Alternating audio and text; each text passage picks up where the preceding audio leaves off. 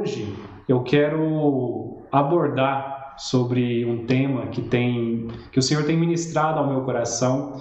Eu acredito que não é nem necessário falar que, antes de tudo, a palavra sempre é para aquele que vai ministrá-la, porque a palavra, ao ser ministrada, ela primeiro tem que passar pelo coração do pregador. Senão, aquilo que vai ser ministrado acaba sendo simplesmente algo do intelecto, algo que vai se perder com o vento e com o tempo.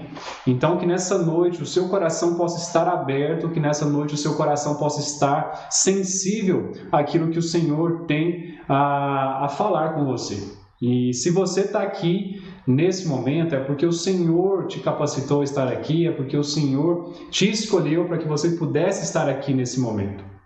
Então, não aceite nada menos daquilo que Deus tem para você essa noite.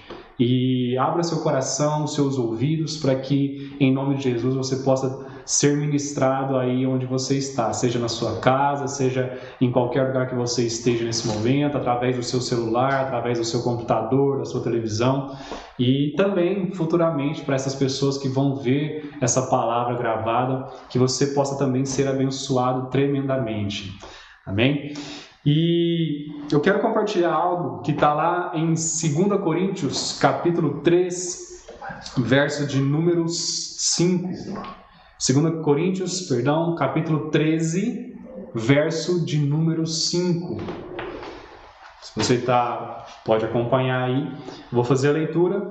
2 Coríntios, capítulo 13, verso de número 5 diz: Examinem a si mesmos, verifiquem se estão praticando o que afirmam crer.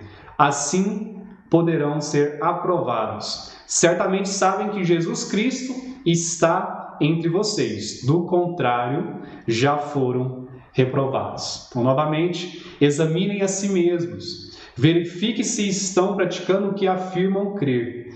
Assim poderão ser aprovados. Certamente sabem que Jesus, o Cristo, está entre vocês. Do contrário, já foram reprovados. Nós estamos num tempo de pandemia, nós estamos num tempo de reclusão social ainda. Acho que muitos de nós esperamos com que nesses próximos dias, haja uma certa maleabilidade na questão dessa quarentena, mas algo que Deus tem que te levar, e eu acredito que Ele te levou a refletir, foi o real motivo de todas essas coisas. O real motivo pelo qual tudo isso está acontecendo.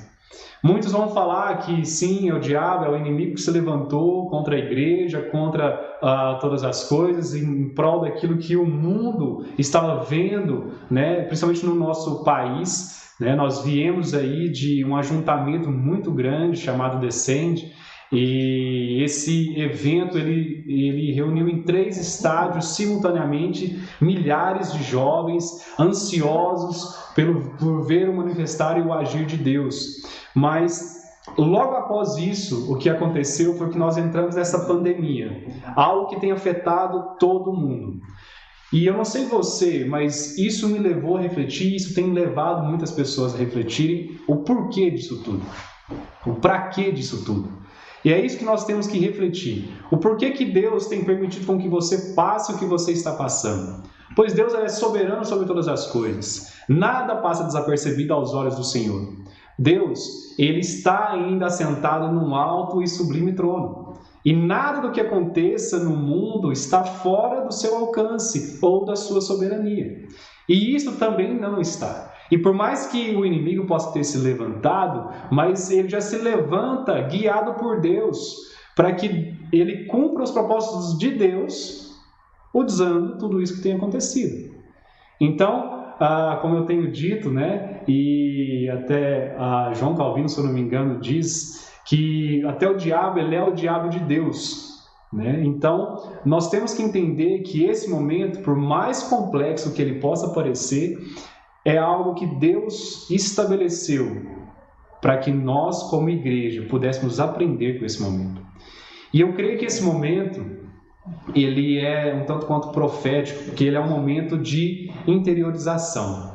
Você eu não sei você, mas nós estamos vindo de algo, de um mover tremendo, né? Nós tivemos o Atos aí, foi algo tremendo. Eu estou, inclusive, com muita saudade. Falei com a minha esposa esses dias para trás, que saudade que eu estou daquele último culto do Atos, que foi realmente tremendo.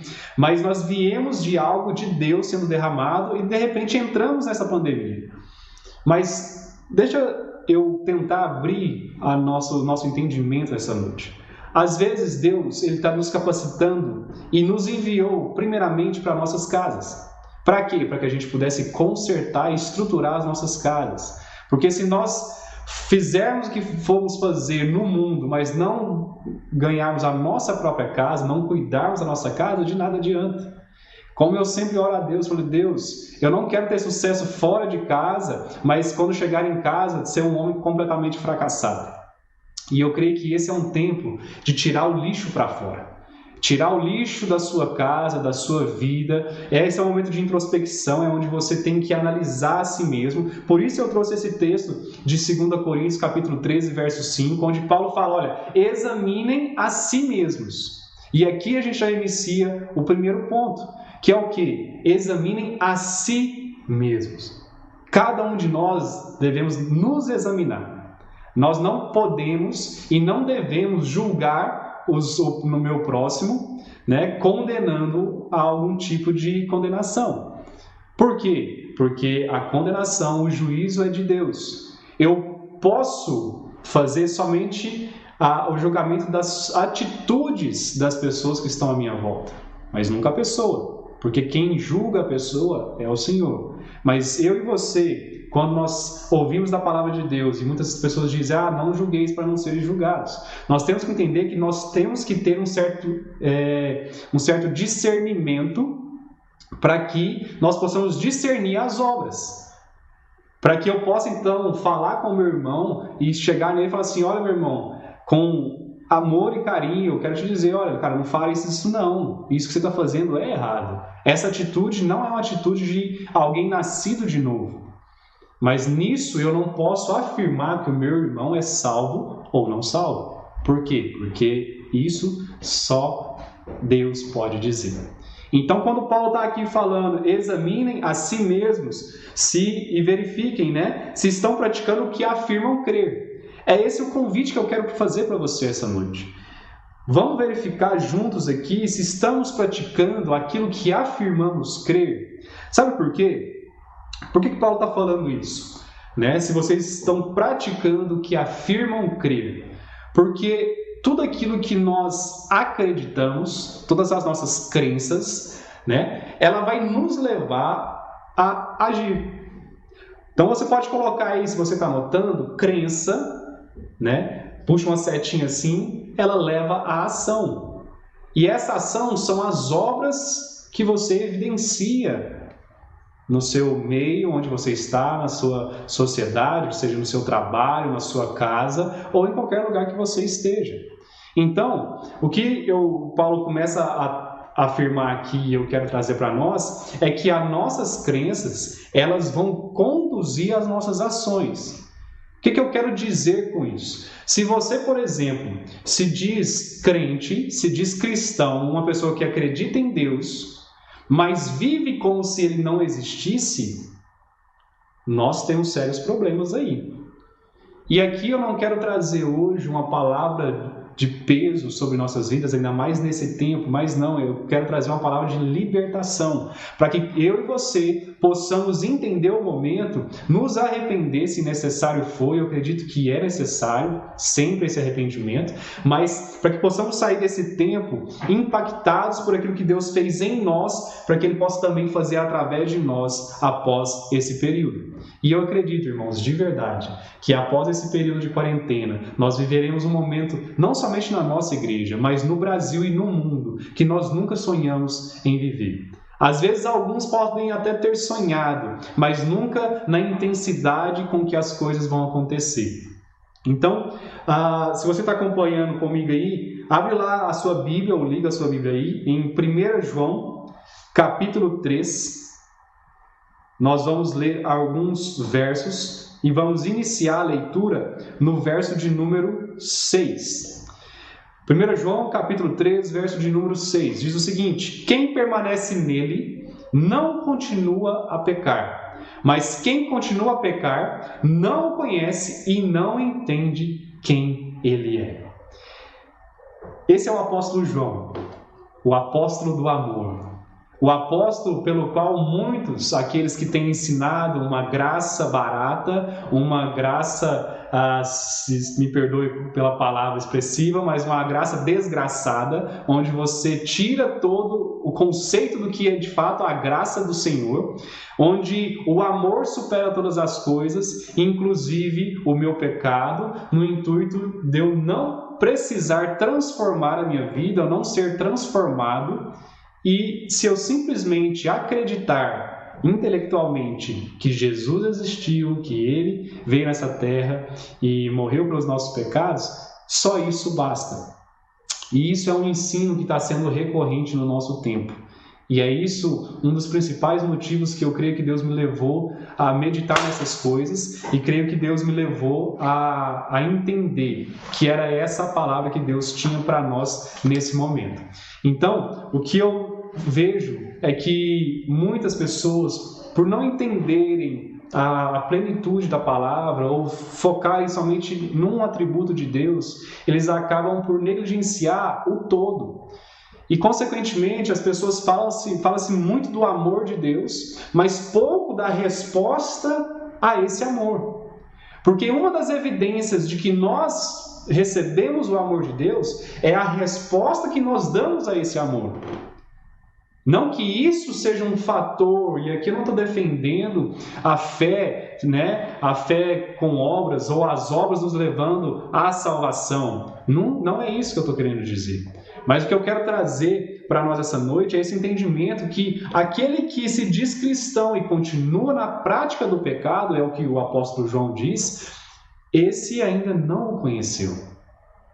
Então, eu creio que o Senhor tem trago esse tempo para nós, para que nós possamos sair desse momento entendendo e plenamente convictos da nossa salvação, plenamente convictos daquilo que o Senhor fez em nós. Sabe por quê? Porque tem muita gente preocupada se é salvo ou não, e enquanto isso as pessoas que estão ao seu lado estão morrendo, de fato estão sendo condenadas.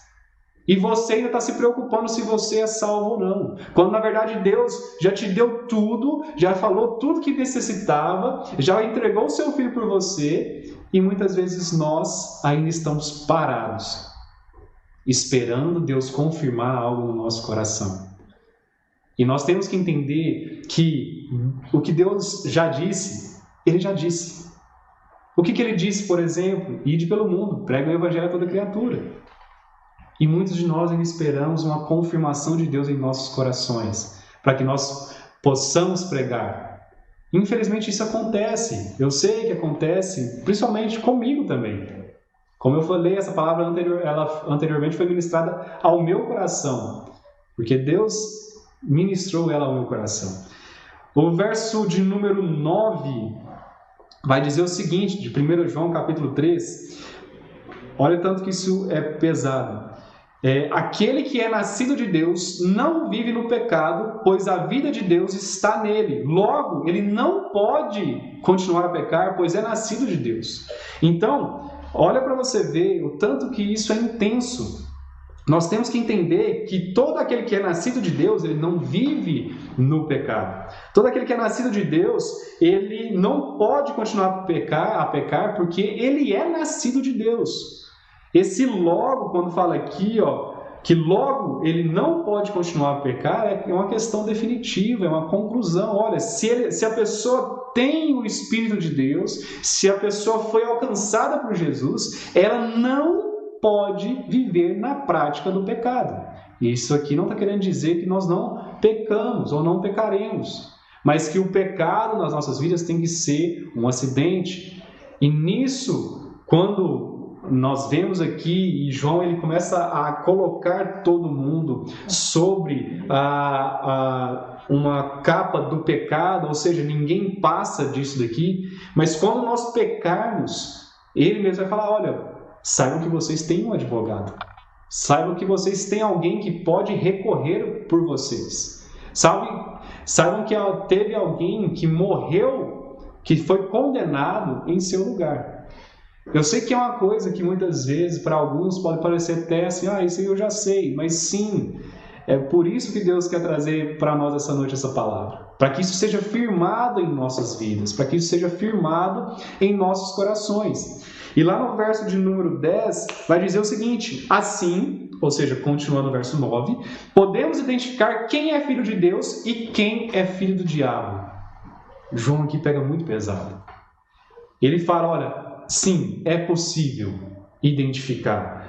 Quem não pratica a justiça e não ama seus irmãos, não pertence a Deus. Quando João aqui está falando de não praticar a justiça, é de não praticar a justiça de Deus, no sentido de as obras de justiça, né? E essas obras, elas, né, vão pegar toda a amplitude das nossas ações, né, que seja obras caridosas, que nós podemos colocar dessa maneira, mas as obras, aquilo que você faz, tudo aquilo que você faz, entenda, tudo aquilo que você faz tem um reflexo na eternidade. Tudo aquilo que você faz tem um reflexo na eternidade. Não é só durante o culto, não é só quando você está orando, não é só quando você faz uma boa ação, tudo.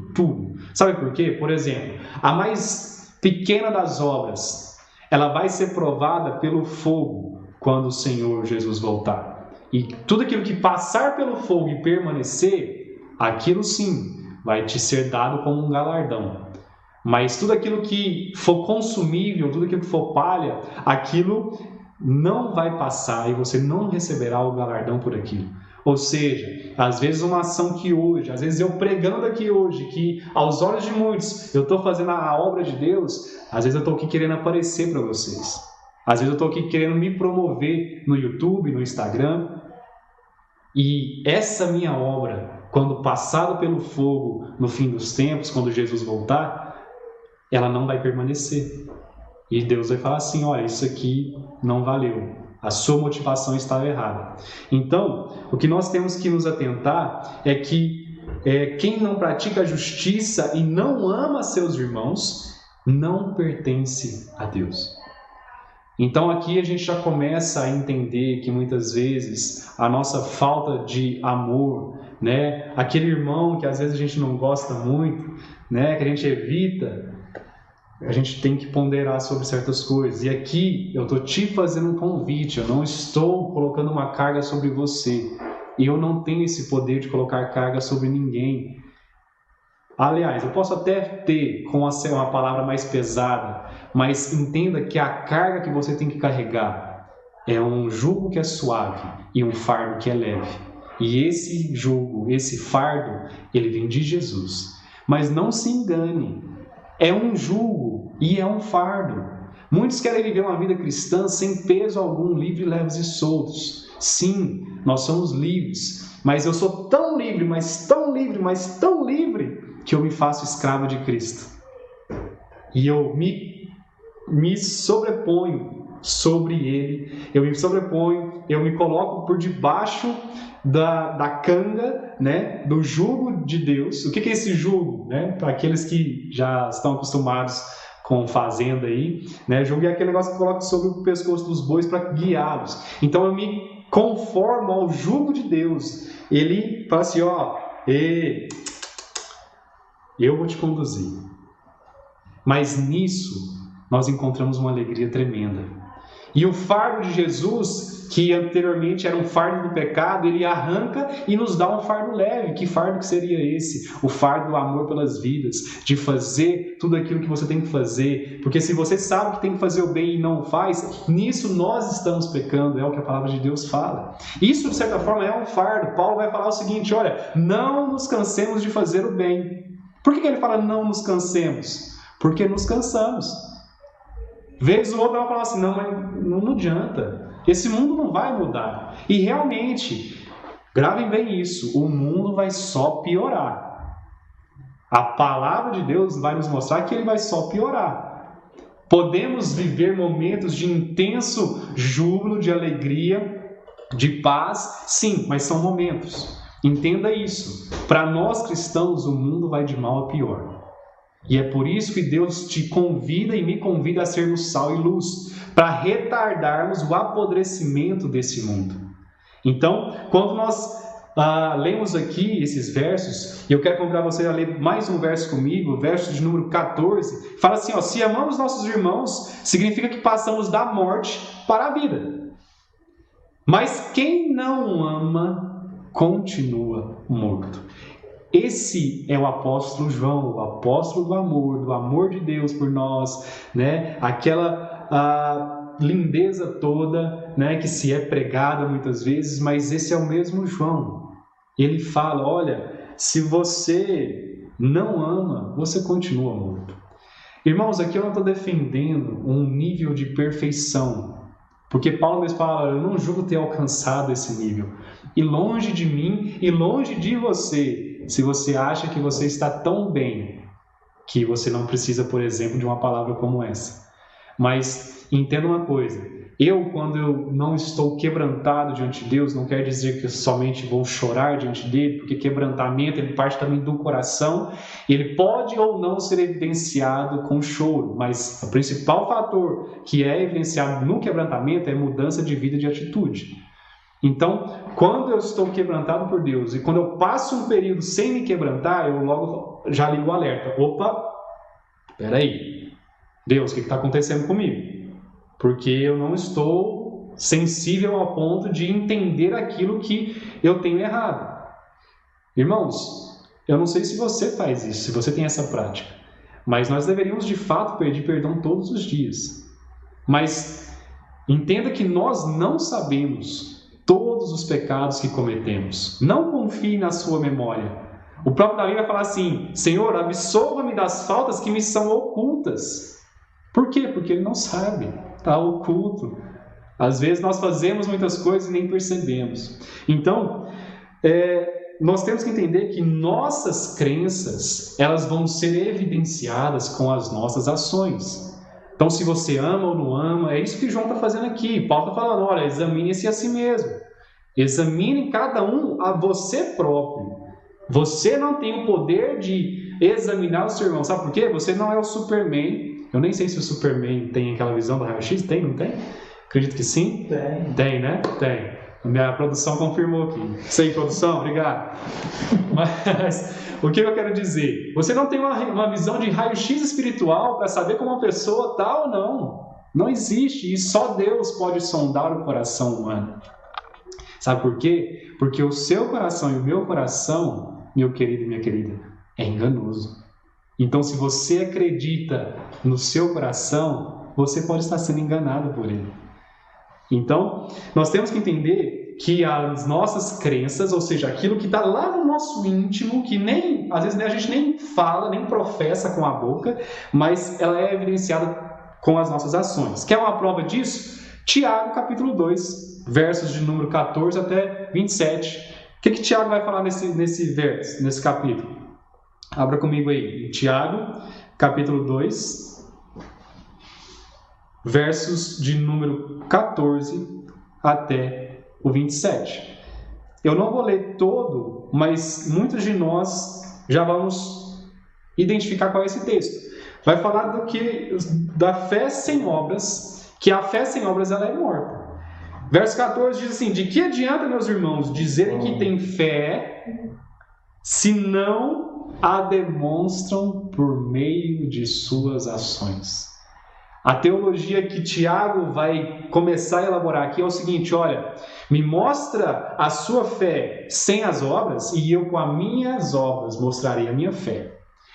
Aqui, Tiago, e aqui eu quero abrir um parêntese, Martinho Lutero, ele entrou em parafuso com o livro de Tiago, porque naquela época, da Reforma Protestante, Lutero estava lutando principalmente contra as indulgências da igreja da época, e não somente as indulgências, mas o sentido de que pelas obras ou pelos sacrifícios humanos eles obteriam a salvação.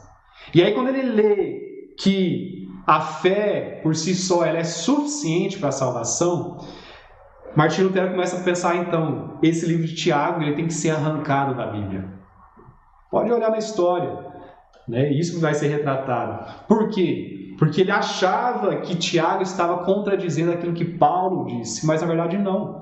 O que Paulo fala? Olha, a fé ela é suficiente, né? E ela é um dom de Deus para vocês. Nós somos salvos mediante a fé, não por obras. Mas o que Tiago está aqui falando? Fala assim, olha, eu não estou falando que as suas obras vão te salvar, mas as suas obras vão de fato demonstrar se você é salvo.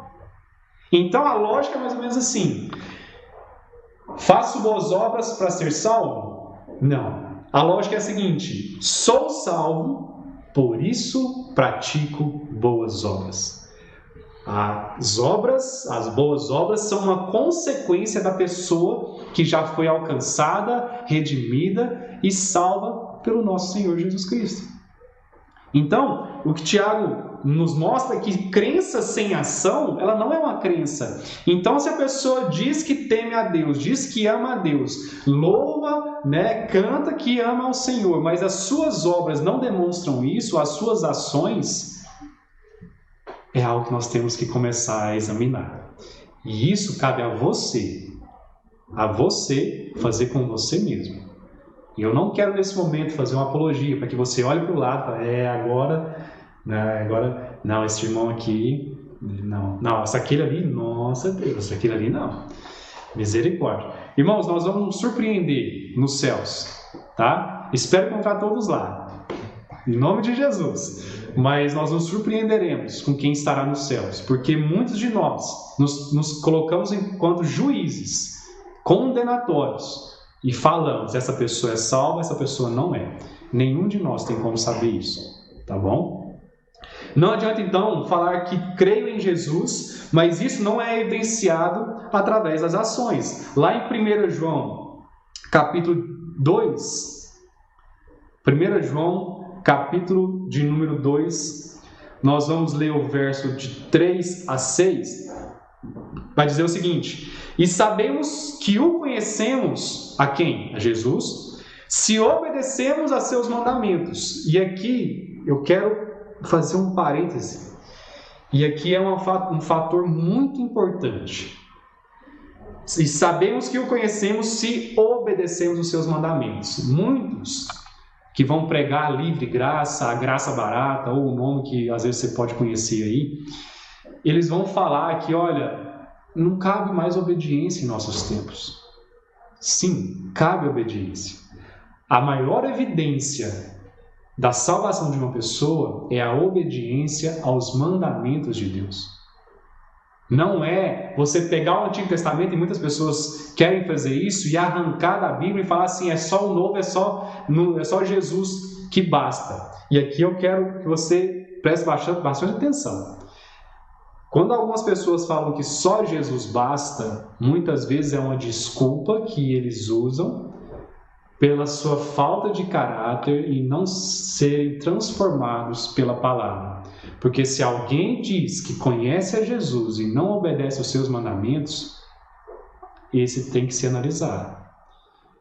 E, Victor, mas obedecer os mandamentos, como assim, irmãos? Os mandamentos de Deus, para aqueles que são salvos, para aqueles que são redimidos, eles não são penosos. Esse é um segredo. Eles não são penosos. É uma evidência do seu amor. Eu estou tão repleto do amor de Deus que, Senhor, se o Senhor mandar, eu vou fazer.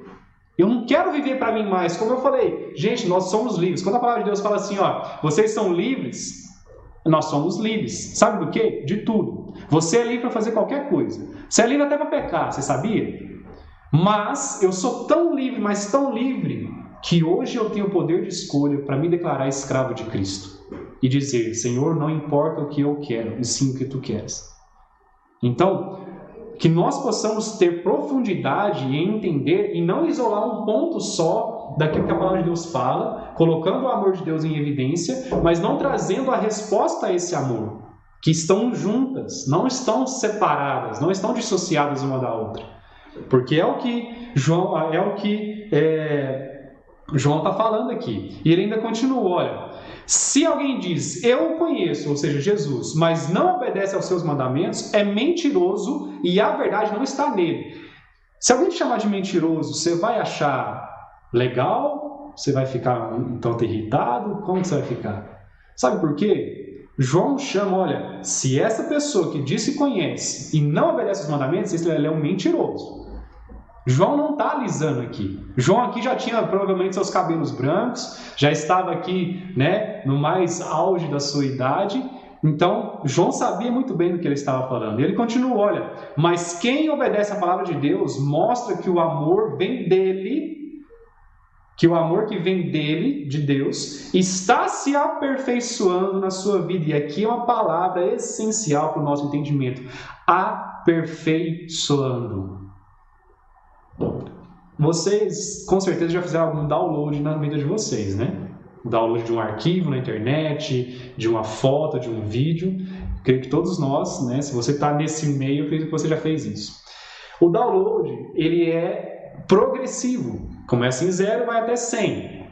Ele não é feito de uma vez. Pode até ser que a sua internet seja muito rápida, mas ele é feito por partes. A sua vida e a minha vida, ela constantemente está sendo feito um download dos céus em nós. É algo progressivo. Hoje eu me pareço 5% com Jesus, amanhã 5,3%, depois da manhã 10%, depois 20%, depois 50%. E isso só vai se encerrar quando Jesus voltar ou quando nós voltarmos para Ele. E aí sim, nós teremos a plenitude, o 100% de Deus em nós, que vai ser quando nós estivermos na glória.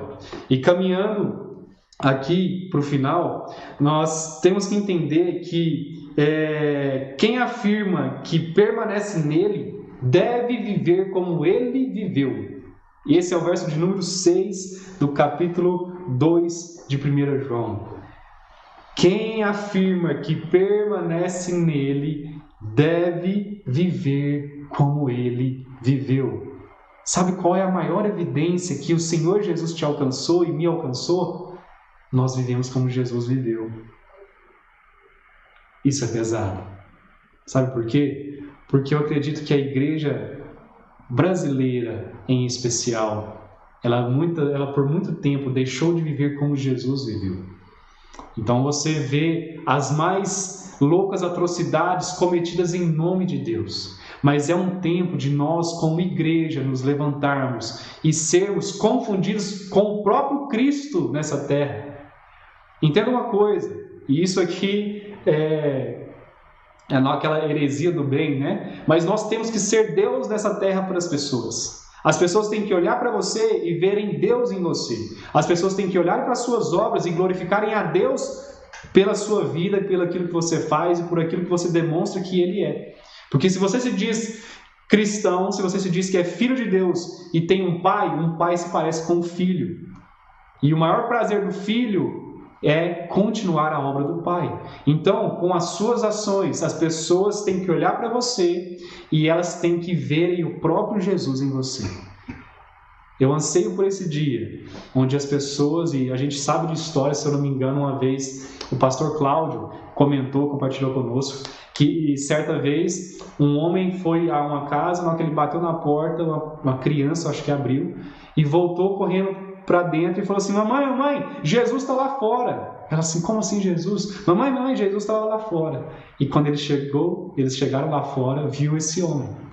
Então, que nós possamos viver isso, essa plenitude, esse entendimento de que nós temos que ser e somos predestinados para sermos conforme a imagem e semelhança do Filho de Deus, do Filho Jesus, chamado também o Cristo. Isso é a maior evidência. Então, existe esse falso ensino que diz que a fé é meramente um ato intelectual. Que é o seguinte: não, eu acredito que eu sou salvo, então estou aqui de boa. Estou aqui de boa, estou salvo, então estou tranquilo. Mas pratico as minhas coisas aí, né? De vez em quando eu vou lá na igreja, pago meus pecados. Igual certa vez, conversando com uma moça na faculdade, e ela falou assim: não, eu faço meus corre aí, né, meus negócios durante a semana, e no final de semana eu vou para a igreja pagar meus pecados. Aí eu fui claro e objetivo com ela, falei assim: olha, mas se você morrer dia de semana? Ela parou e começou a pensar: falei, pois é, isso aí não condiz com a atitude daqueles que se dizem alcançados por nosso Senhor Jesus.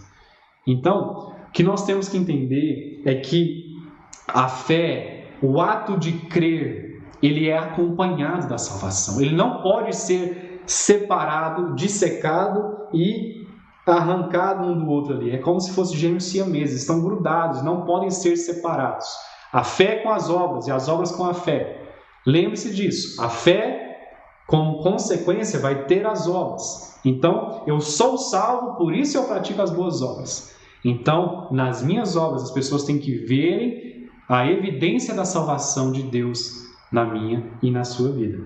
Então, para fechar aqui, como então saber se de fato eu creio? Como saber se de fato eu sou um crente em Deus? Eu gosto de um termo que eu peguei emprestado até no seminário Pense Diferente que eu fiz na igreja. Eu dei uma palestra que chama-se o cristão ateu, né? Eu peguei esse termo emprestado, mas que era o ateísmo cristão. Mas o cristão ateu, sabe o que é? É aquele cristão que diz que acredita em Deus, mas vive como se ele não existisse.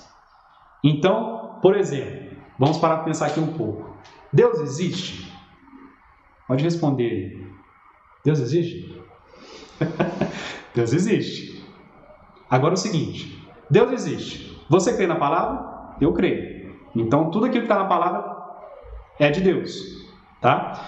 Esse Deus que existe, ele disse que ele vai voltar e vai julgar todas as coisas. Alguns pelas suas obras, para salvação, outros para galardão, mas vai haver um julgamento. Se Deus existe, se tudo que nós lemos de fato é verdade, por que nós vivemos como nós vivemos muitas vezes? Porque muitas vezes nós só dizemos, falamos da boca para fora que cremos, mas a nossa crença interior, né, os nossos, alguns vão chamar de pressupostos, os nossos pressupostos, eles vão nos mostrar que de fato nós não cremos em Deus. Porque se nós crêssemos, minha vida seria pautada por isso, de tal forma que eu não deixaria uma pessoa se perder. Porque eu sei que se ela se perder, ela vai ser condenada para o inferno. Eu sei que se ela não aceitar a Jesus, ela vai ser condenada. Eu sei que se eu permanecer na prática do pecado, eu sou mentiroso se digo que Jesus está em mim. Eu não estou aqui falando que um cristão não vai passar por tempos de fraqueza, tempos de certa forma de carnalidade, mas entenda, é um tempo, é um momento. Se você pegar a sua timeline, a linha da sua vida, seriam só momentos, picos e vales que você vai passar, mas do mais você tem que estar em Jesus. Então, como saber se eu creio? Primeiro, Romanos capítulo 8, verso 16, fala que daquele testemunho interior, de que o Espírito de Deus testifica no nosso espírito que de fato somos filhos de Deus. Então, primeiro ponto é esse testemunho interior. Eu tenho que ter esse testemunho interior para eu entender que de fato eu sou salvo. Segundo ponto, através das minhas ações. Gálatas capítulo 5 e capítulo 6, eu vou ser bem rápido aqui, não vou ler o texto, mas Gálatas capítulo 5 vai falar das obras da carne e das obras do Espírito. Aquele que pratica as obras da carne, ele não está em Deus. E aqui, eu quero só mostrar para nós aqui, que Gálatas, né, lá no capítulo 5, nós vamos entender o seguinte, que as obras da carne, lá, a partir do verso de número 16, vai falar o seguinte, verso 19, quando seguem os desejos da natureza humana, os resultados são extremamente claros, ou seja, você está seguindo o desejo da carne, você não foi alcançado pelo Espírito de Deus, você não está sendo guiado pelo Espírito de Deus, logo você não pratica as obras do Espírito. O que você vai praticar? Imoralidade sexual, de todo tipo, impureza, sensualidade, idolatria, feitiçaria, hostilidade, discórdia, ciúmes, acessos de raiva, ambições egoístas, dissensões, divisões, inveja, bebedeiras, festanças desregradas e outros pecados semelhantes. Então, aqueles que não foram alcançados, que estão nas obras da carne, é esse tipo de coisa. É esse tipo de fruto que a pessoa vai dar. O que é o fruto? E a palavra de Deus vai nos mostrar que pelo fruto nós conheceremos aqueles que são de Deus. Então o fruto é aquilo que é algo natural da vida da pessoa, não é algo forçado. Então aquele que está na carne, é isso o tipo de obra que vai fluir dele. Se você está no Espírito, aí você vai entender o fruto do Espírito, que é o quê? Amor, alegria, paz, paciência, amabilidade, bondade, fidelidade, mansidão e domínio próprio. Tá? Então tudo isso é uma evidência de que o Espírito está em você. Se o Espírito está em você, em maior ou menor grau, você tem que ter esse fruto com as 9 virtudes. Não quer dizer que agora eu tenho o completo domínio próprio sobre minha vida. Não. Mas quer dizer o seguinte, eu consigo exercer o domínio próprio. Pode acontecer que às vezes eu oscile um pouco, sim, mas ele vai me acompanhar. É um fruto, é algo natural na minha vida. As pessoas vão olhar para mim e vão falar assim, cara, como é que você dá conta? Como você dá conta de ficar tão calmo assim? Como você dá conta de não se irar e não meter a mão na cara desse rapaz que falou isso com você? Domínio próprio. Terceiro ponto, direção do Espírito Santo. Romanos 8, capítulo 8, verso de número 14, vai dizer que todos aqueles que têm o Espírito de Deus, esses são guiados pelo Espírito de Deus. Então, se você tem dúvidas quanto à direção que você tem tomado, que você possa examinar a sua vida também. Porque aquele que é de Deus, ele é direcionado pelo Espírito. Não quer dizer que você vai saber tudo o que vai acontecer na sua vida, não é isso. Quer dizer o seguinte, Deus, eu não estou entendendo o que está acontecendo nesse momento, mas eu sei que o Senhor está me conduzindo por um caminho. Eis-me aqui para continuar a prosseguir esse caminho. E quarto e último ponto, quarta evidência, andar como Jesus andou, como nós lemos no texto de 1 João capítulo 2. Então, você tem que andar como Jesus andou. Eu tenho que andar como Jesus andou. Essa é a maior evidência. Não é, lembra disso, é um download progressivo. Hoje eu me pareço 5%, amanhã 10%, depois 20%, 25%, até cheguemos à plenitude da perfeição, da plena varonilidade, né, do homem. Que é isso que a palavra de Deus vai nos dizer. Então, atente-se a isso, né? Não fala no seu interior assim, agora eu estou preparado, agora eu posso julgar as ações dos meus irmãos e falar se ele é salvo ou não. Não.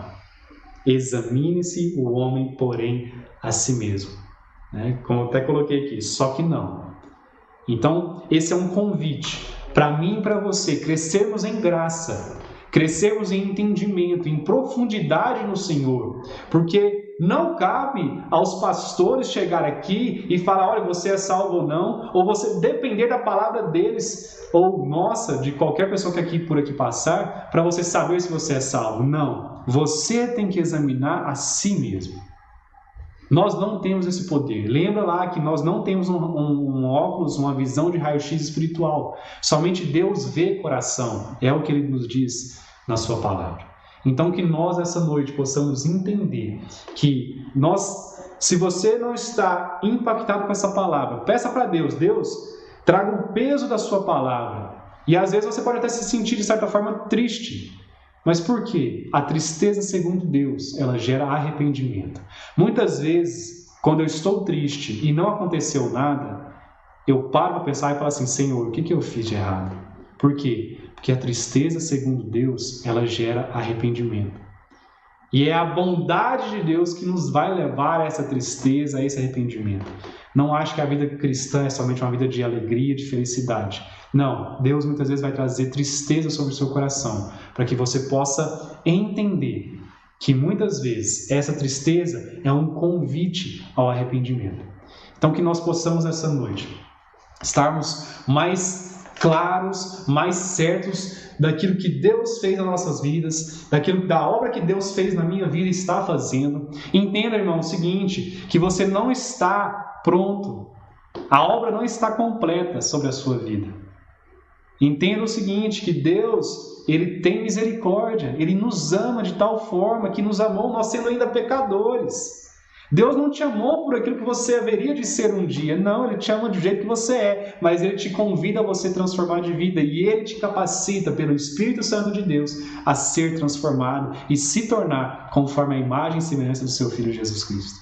Então que nós possamos ficar em paz, mas numa paz que nos leva a uma reflexão.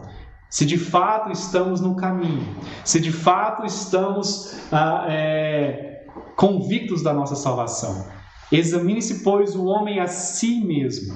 Que essa palavra seja para você, que o Senhor possa ministrar ao seu coração essa noite e que nós possamos ser impactados pela palavra e que venhamos sair desse momento, irmãos, como nunca antes estivemos. Crentes, cristãos fervorosos, entendidos da graça e da misericórdia de Deus, e que nós possamos vivenciar aquilo que o Senhor tem para nós.